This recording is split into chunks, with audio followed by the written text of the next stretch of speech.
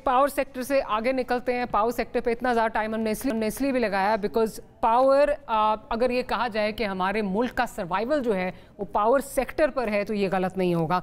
लेकिन आगे चलते हैं, अवाम की अगर बात की जाए, अगेन जो इनडायरेक्ट टैक्सेशन की बात है, तो अली साहब की तरफ आती हूँ। अली साहब, उम्मीद ये की जा रही थी कि इनडायरेक्ट टैक्सेशन से हम आगे निकलेंगे। अब अगर देखा जाए तो आपने मैन्युफैक्चरर्स, ये बार बार तनकीद हो रही है कि फ़िलहाल रिटेलर्स के खिलाफ एक्शन लेने की बातें हो रही हैं। ताजर दोस्त स्कीम, उस पर कोई खातर खा जो है वो हमें उस तरह नहीं हासिल हुए, उसके समरात हासिल नहीं हुए। अब 31,000 जो है लोग रजिस्टर हो गए, फिर भी it's a mammoth task. Having said that, आपने बहुत सारे इकदाम आपने कहा होंगे, उसका प्रोस्पेक्टिव इफेक्ट जो है वो आएगा, बट ये सारी हुकूमतें ये करती हैं। हमारी हुकूमतें ताजरों से इतनी ज़्यादा खौफज़दा क्यों हैं? और ये मैं झगड़ा साहब से पूछूंगी क्योंकि इनकी टाइम पे भी शब्बर जैदी साहब बेचारे मेरे ख्याल रोते ही रह गए, कोसते ही रह गए, कुछ कर ना सके। नहीं, वो बिल्कुल कोसते नहीं रहे।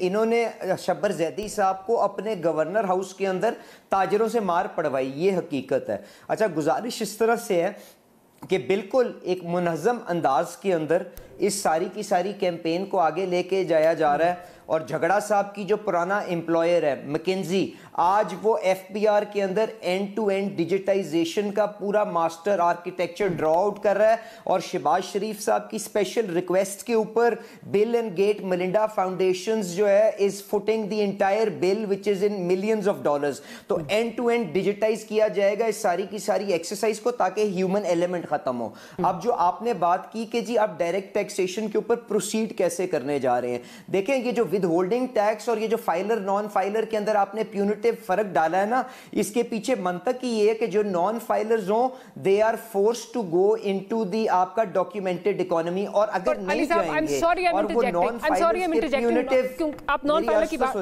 मेरे सिर्फ क्योंकि बिल्कुल टाइम जो है थोड़ा रह गया, मैं सिर्फ एक चीज बताइए।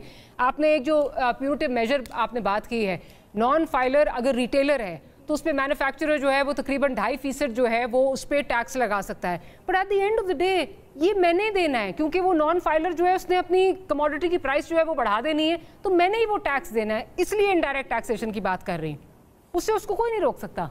चले, मैं अब आपकी वाली मिसाल ले लेता हूं। आज जो मॉडर्न एल्गोरिदम्स और एआई से जो करने की कोशिश की जा रही है ना झगड़ा साहब की पुरानी फर्म के थ्रू, वो ये है कि अगर 2.25% मैन्युफैक्चर किसी होलसेलर को सामान देते हुए अगर विद होल्ड करेगा ना टैक्स, तो that amount of tax will remain unadjusted. उसकी रिटर्न, क्योंकि वो बंदा अनडॉक्यूमेंटेड होगा, वो जमा नहीं करवाएगा।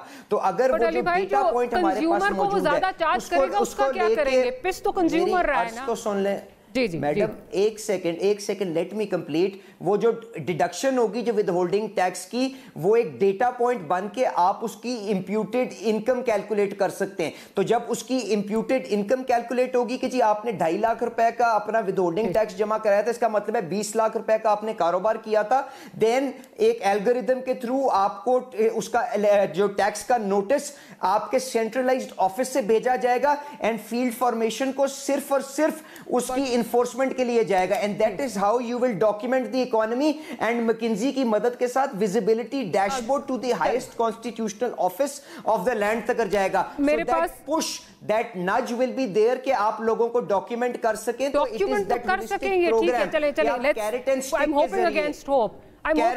के जरिए आप ये करेंगे।